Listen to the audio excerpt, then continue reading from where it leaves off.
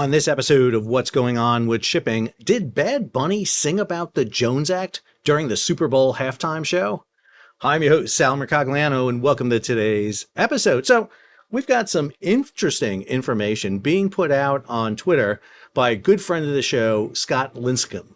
Scott posted this over at Twitter. Oh my God, he did it. He really did it. So, what did Bad Bunny do? Well, according to Scott, he opened the show, Bad Bunny, not Scott, with a tirade about the Jones Act. Jones Act is the U.S. Merchant Marine Act of 1920. Specifically, he's talking about Section 27, the cabotage section, which requires U.S. goods moving between U.S. ports to sail on board U.S.-owned, U.S.-flagged, U.S.-crewed, and U.S.-built ships. We're going to look at that story and break it down for you. If you're new to the channel, hey, take a moment, subscribe to the channel, and hit the bell so you'll be alerted about new videos as they come out. Uh-oh, we're getting a warning. That's right. Fake news.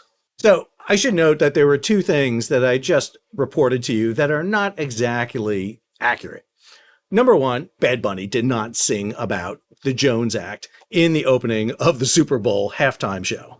So a capture from the halftime show with the auto translate on and screen captions clearly shows that Bad Bunny is not singing about the Jones Act, but again, singing about his girlfriends, a whole lot of girlfriends. Bad Bunny talking about the Jones Act would not be a very attractive thing to have in the Super Bowl, although I will say it would probably be more attractive than New England's offense or defense in the Super Bowl.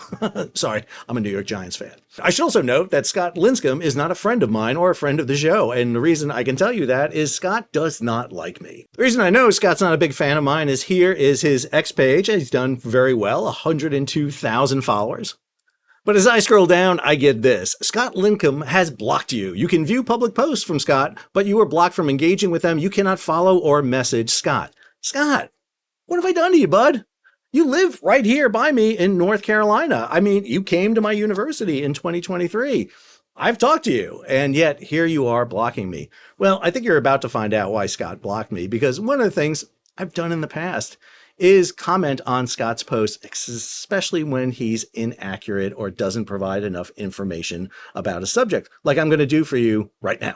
So the heart of Scott's argument is if you repeal the Jones Act, again, that is that cabotage section, then everything is rainbows and unicorns in Puerto Rico and other areas. Scott's idea is there is one causality to what is causing the inflated shipping rates to Puerto Rico. And if you don't believe me, here is the caption from the video he put up that says that the Jones Act inflates shipping costs to Puerto Rico. Now, I'd play the video for you, but I do not want the NFL coming after me for playing one of their videos. As much as I enjoy sparring with Scott, I don't want to spar with the NFL.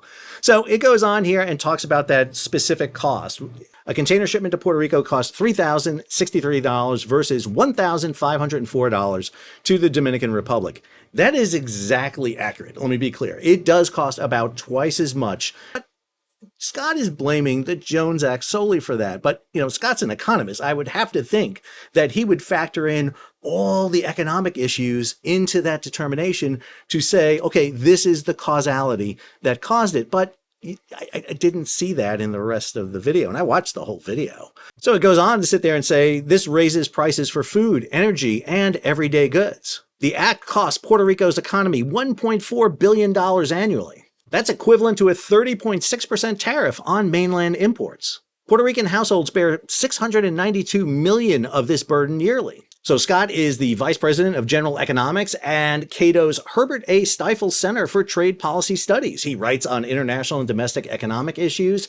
He's also a senior visiting lecturer at Duke University's Law School. This is the primary port for Puerto Rico, the port of San Juan. And here is the container terminal for the port of San Juan. 11 ship-to-shore cranes, a very kind of confined area here for a container yard. The port also suffers some other massive restrictions. Number one, the draft into the port is extremely limited, only about 10 to 11 meters. So the largest container ship that currently services the port of San Juan is ships of Crowley and Tote Line. And Crowley's biggest ship is about 2,400 TEUs or 20-foot equivalent units. And so right off the bat, the port of San Juan is a fairly small port with limited facilities to handle large amounts of containers. Well, I mean, let's go look at the Dominican Republic. Now, it should note, the Dominican Republic is larger than Puerto Rico. It has a population of about 11 million people versus 3 million people. But the main port, Santo Domingo, that you see here, actually has a large container facility that was built and constructed separate from the city out here. So the Port of Casido actually handled the MSC Marie, an ultra-large container vessel, 366 meters in length, capable of carrying 17,644 TEUs, 20-foot equivalent units, back in November of 2024. Again, when you compare that to roughly a 2,400 TEU vessel that services San Juan, you get the image of economy of scale. Why is it that the Dominican Republic can handle such large vessels, but San Juan in Puerto Rico does not? Well, it has to do with an investment by an outfit called DP Ports, Dubai Ports World. DP Ports invested in the Punta Casido Peninsula and have developed at a massive cost, $760 million of expansion, a facility that handles 2.5 million containers per year through that port. It actually serves as a transshipment point for containers coming from outside the region to throughout the Caribbean, including putting alongside the first logistics park with a terminal to help streamline customs, cut transportation costs, and improve delivery services.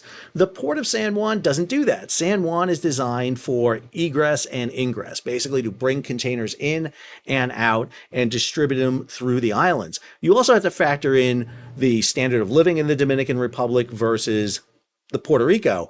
Dock workers in the Dominican Republic are making wages that are probably a half to 1/3 that of Puerto Rico, so that even if you bring, and you can bring foreign flag ships into Puerto Rico, they just can't bring cargo from the US, but there are foreign flag ships that come into Puerto Rico all the time. So right now in Puerto Rico, you can see pierside 3 foreign flag ships, the Liberian flag Scorpus, a container ship, the Adele P, a Marshall Island container ship, and the car carrier Korean flagged Asian Captain alongside. So understand, there are additional costs to go into San Juan, but because it is a smaller port, now I should note that San Juan handles roughly about 800,000 to 1 million containers a year. So you're sitting there, you have to be sitting there going, wait a minute, Sal, why not dredge the port, bring in new cranes, expand out that area for containers, and you can bring in those larger, ultra-large container ships and be more efficient? Well, you can, but then you run into other problems. Number one, you've got to dredge and do all that stuff we just talked about, which is going to cost millions, if not billions of dollars to go ahead and develop the Port of San Juan to handle ships that big.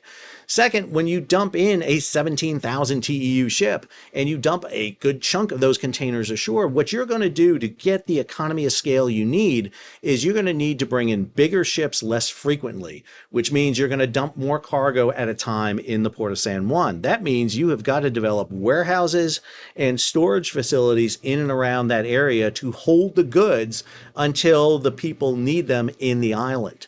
And that's going to add a cost. It's going to add a warehousing and storage cost to it, not to mention the fact that you'll get fewer ships in.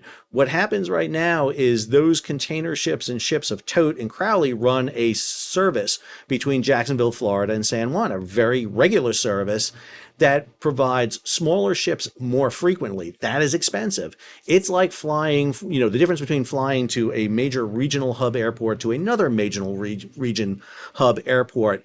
When you add in a dog leg to that to go to a smaller airport, your price is going to go up through the roof. And that's what Puerto Rico is. That's why it is much more expensive. Yes, it is more expensive to pay for a U.S. ship with a U.S. crew and a U.S. built ship. There's no question about that. But the idea that you withdraw the Jones Act and all of a sudden the freight to Puerto Rico is going to drop down to what it is in the Dominican Republic is wrong. I mean, sorry, it's just wrong.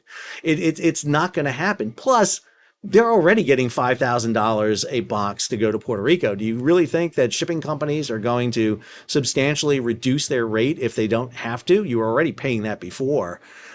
they're still going to charge you more. You're going to need more frequent ships. Plus, a lot of the costs don't go away. Fuel costs are the same. Port fees are the same. The Puerto Rican longshore and stevedores are the same.